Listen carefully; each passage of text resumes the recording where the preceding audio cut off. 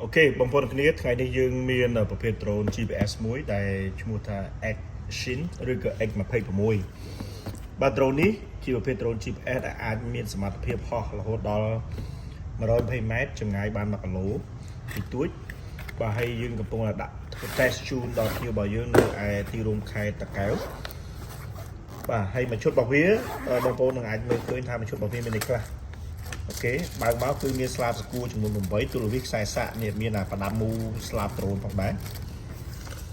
ទី2ដ្រូននេះគឺមានដៃរបស់វានេះមានសម្រាប់ការពារស្លាបនៃដ្រូនបាទបងប្អូនអាចដាក់ទៅនៅពេលដែលយើងលេងក្នុងផ្ទះឬយើងលេងនៅក្រៅយើងអាចដាក់បានដែរប៉ុន្តែសម្រាប់ដ្រូនប្រព័ន្ធនេះជាប្រភេទដ្រូន GPS អញ្ចឹងប្រហោះខ្ពស់ហោះឆ្ងាយមិនចាំបាច់បងប្អូនដាក់បានដែរដោយសារតែយើង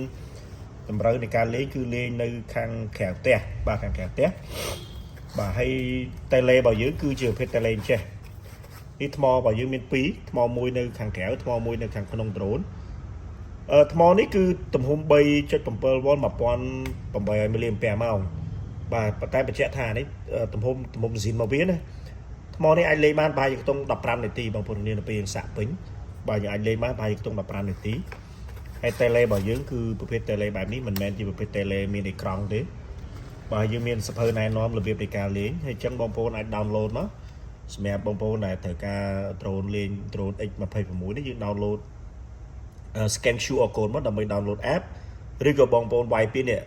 LW Fly ហ្នឹងមកគឺចេញ app ហ្នឹងគឺ download មកអូខេឥឡូវខ្ញុំសន្មតថាបងប្អូនអ្នកគ្នាមានអីវ៉ាន់ក្នុងដៃទាំងអស់អញ្ចឹងហើយខ្ញុំទុកចេះសិនអញ្ចឹងរបៀបនៃការលេងគឺបងប្អូនបើកដៃ drone មកបាទ drone នេះជា drone GPS អញ្ចឹងយើងអាចលេងក្នុងផ្ទះក៏បានលេងក្រៅផ្ទះក៏បាន drone នេះធ្ងន់គួរសមដែរបងប្អូនគ្នាបាទបញ្ជាក់ណា drone នេះអត់ចាញ់ខ្យល់ទេបាទអត់ចាញ់ខ្យល់ទេបាទអញ្ចឹងដំបូងគឺបងប្អូនបើក drone នេះទីរកកន្លែងបើក drone អត់ឃើញណាបាទយើងចុចកន្លែងនេះមកនេះបាទបងប្អូនចុចកន្លែងនេះមកបាទចុចជាប់បាទបញ្ជាក់ចេះបងប្អូនទាំងគ្នាបញ្ជាក់ថា drone នេះមុនលេងបងប្អូនត្រូវសាកថ្មសិនហើយកន្លែងចុចមកបាទចុចជាប់ហើយបាទការបញ្ឆេះគឺដូចគ្នានេះយើងបញ្ឆេះទាញចេះមកណាបងប្អូនទាំងគ្នាយើងទាញចេះមកបាទបញ្ឆេះដោយសារតែ drone នេះជាយើងបើកមកវាស្ថិតក្នុង function GPS បងប្អូនបញ្ឆេះបានក៏ប៉ុន្តែឲ្យវាហោះវាអត់ហោះទេបាទដោយសារតែ function GPS តើយើងហោះនៅខាងក្រៅបានវាហោះកើតបាទប៉ុន្តែឧទាហរណ៍បើយើងចង់បង្ហោះក្នុងផ្ទះយើងត្រូវធ្វើម៉េចបាទបង្ហោះក្នុងផ្ទះគឺយើងត្រូវចុចផ្ដាច់ GPS របស់វាបងប្អូននេះយើងចុចកន្លែង mode នេះអញ្ចឹងនៅពេលយើងចុចកន្លែង mode ណាសញ្ញារបស់វានេះសញ្ញានឹងមានលោតសញ្ញាក្នុងផ្ទះនេះជាមួយយើងចុចកន្លែង mode នេះមកនេះបងប្អូនទាំងអស់គ្នាឃើញទេបើសិនជាសញ្ញាផ្ទះហើយមានសញ្ញាព្រួញចូលមានថាជា function ឬក៏មុខងារជាមុខងារបង្ហោះក្នុងផ្ទះបាទមិនមានតែយើងចុចផ្ដាច់ GPS ណាបាទហើយបើសិនជាបងប្អូនលេងនៅក្រៅផ្ទះអូតូម៉ាទិកនៅពេលយើងលេងគឺយើងត្រូវចុចផ្ដាច់ឬក៏មុខងារនេះគឺត្រូវមុខងារ GPS អូតូម៉ាទិកតែម្ដងបាទអញ្ចឹងមុខងារ GPS នៅខាងក្រៅនៅពេលដែល GPS វាចាប់បានវានឹងលោតពណ៌ខៀវកន្លែងនេះដូចគ្នាហើយមានសញ្ញាព្រួយដូចគ្នាបាទប៉ុន្តែមុនលេងយើងត្រូវធ្វើ calibration វាសិនបាទយើងធ្វើអញ្ចឹងមកចុចកន្លែងសញ្ញាត្រីវិស័យនេះបាទចុចមួយប៉ាច់មកអាហ្នឹងយើងធ្វើ calibration នៅក្រៅផ្ទះបាទបងប្អូនធ្វើដូចខ្ញុំចាំមកបាទលុបទឿនឲ្យផ្កាប់ក៏បានផ្ងាក៏បានបាទហើយបងប្អូនដាក់នៅដីការធ្វើ calibration នេះគឺយើងធ្វើនៅខាងក្រៅផ្ទះណាបងប្អូនគ្នាធ្វើនៅខាងក្រៅផ្ទះបង្ហោះនៅខាងក្រៅផ្ទះក្នុងមុខងារ GPS ហើយបន្តមកទៀតបងប្អូនចុចកន្លែងនេះបាទចុចកន្លែងមួយទៀតបាទនៅពេលនោះយើងរងចាំប្រហែលជាខ្ទង់30នាទី30វិនាទីឬក៏1នាទី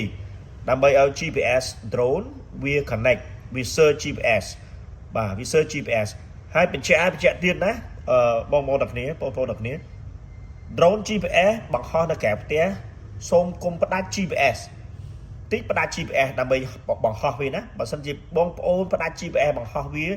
drone នេះនឹងคล้ายជា drone អត់ GPS ហើយហោះអត់បានខ្ពស់ហោះអត់បានឆ្ងាយទេ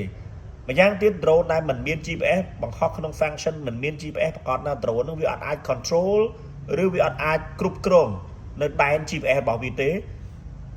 drone យើងងាយនឹងបាត់ drone យើងងាយនឹងហោះចោលតែលេបាទវាអត់មាន function auto return home ទេនៅពេលអស់ថ្មបើសិនជាបងប្អូនប្រើប្រាស់នៅ function ប្រើ GPS បាទអាហ្នឹងបញ្ជាក់ណាបងប្អូនគ្នាបញ្ជាក់ជាមួយបងប្អូនតែម្ដង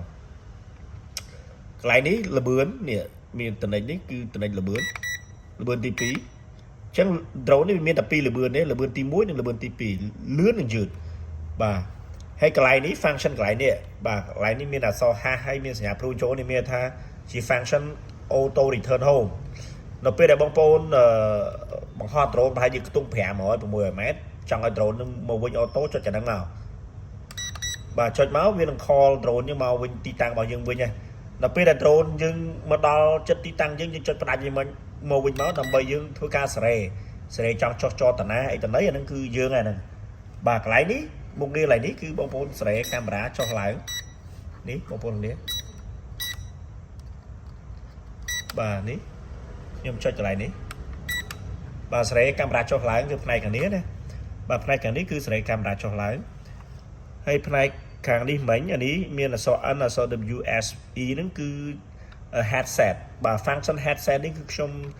សូមកុំឲ្យបងប្អូនប្រើប្រាស់ឲ្យដោយបើសិនជាបងប្អូនមិនចំណាប់ទេមិនប្រើវាទេបាទ function headset នេះណាបាទកុំប្រើវាអញ្ចឹងបងប្អូនប្រើប្រាស់នៅតែ function នេះទៅ mode នេះមានន័យថាផ្ដាច់ GPS បើក GPS បាទផ្ដាច់ GPS បើក GPS ឥឡូវខ្ញុំសន្មតថាបងប្អូនយល់ហើយអញ្ចឹងរបៀបនៃការប្រើប្រាស់មិញហើយអាសញ្ញាកូនសោនេះបងប្អូនចង់បញ្ចេះក៏បានទៅលុតចេះក៏បានឬក៏បងប្អូនចុចអាសោនេះក៏បាននេះចុចសោនេះក៏បានដើម្បីបញ្ចេះទៅលុតនេះចុចកន្លែងដូចគ្នាក៏បាន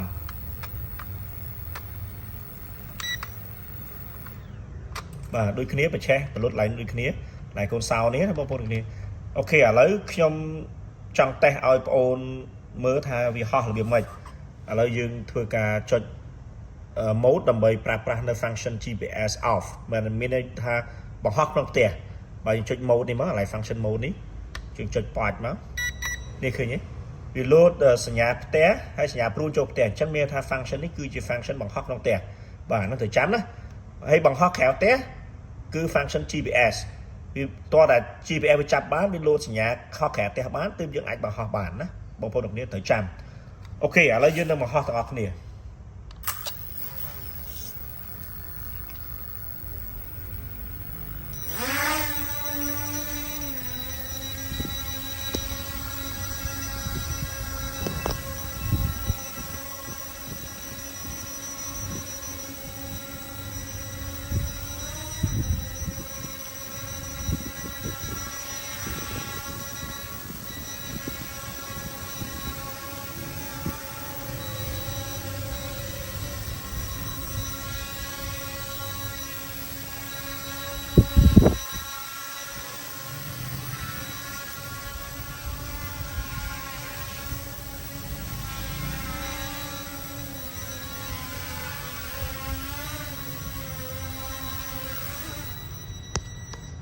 បងប្អូនគ្នាហេតុអីបានវាលោតទឺអញ្ចឹងបាទដោយសារតែយើងបង្ហោះក្នុងផ្ទះហើយអានេះគឺ sensor វាហ្នឹងគឺ sensor វាចាប់អូតូម៉ាទិកតែម្ដងមានន័យថាវាមាន sensor ការពារបុកប៉ះចំនួន4ទិសអញ្ចឹងទោះបីថាខ្ញុំព្យាយាមបង្ហោះឲ្យវាទៅឆ្វេងឬក៏ទៅស្ដាំយ៉ាងណាក៏ដោយគឺវាពិបាកបង្ហោះតិចបាទដោយសារតែនៅជុំវិញខ្លួនរបស់យើងហ្នឹងគឺវាមានជាងបាទមានជាងអញ្ចឹង sensor របស់វានេះគឺវាចាប់ជុំវិញខ្លួនវា5ម៉ែត្រជុំវិញខ្លួនវាអញ្ចឹងបើបងប្អូនចង់បង្ហោះក្នុងផ្ទះគឺពិបាកបង្ហោះបាទអញ្ចឹងបង្ហោះនៅក្រៅផ្ទះណាបងប្អូនគេបង្ហោះក្រៅផ្ទះបានស្រួលលេងបាទអ្វីដែលវាចាប់បាញ់នេះគឺវា sensor ការពារបុកប៉ះបាទ sensor ការពារបុកប៉ះអញ្ចឹងសម្រាប់វីដេអូនៃការ testing របស់ខ្ញុំក្នុងផ្ទះគឺមានប៉ុណ្ណឹងហើយ drone នេះគឺវាដើរស្រួលទាំងអស់បងប្អូននេះការបង្ហោះការអី sensor វាចាប់បានតែខ្លាំងមែនទែនបាទអញ្ចឹងសម្រាប់វីដេអូរបស់ខ្ញុំថ្ងៃនេះគឺមានប៉ុណ្ណឹងបាទសូមគោរពអរគុណច្រើនបងប្អូនគ្នាដែលតែងតែគាំទ្រនៅហាង Smart Mobile Shop ពីខេត្តតាំងពីដើមរហូតដល់ពេលបច្ចុប្បន្នបាទ See you next video